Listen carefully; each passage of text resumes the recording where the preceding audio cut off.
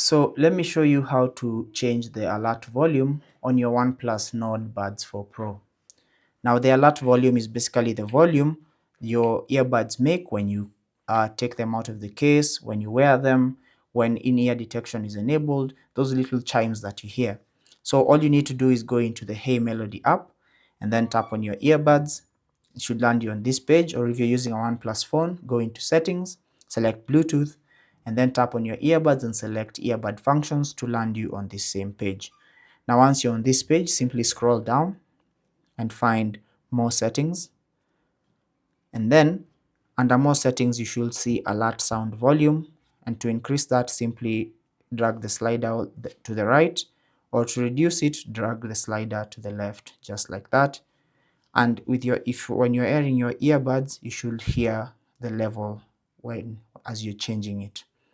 Thanks for watching, take care, and God bless.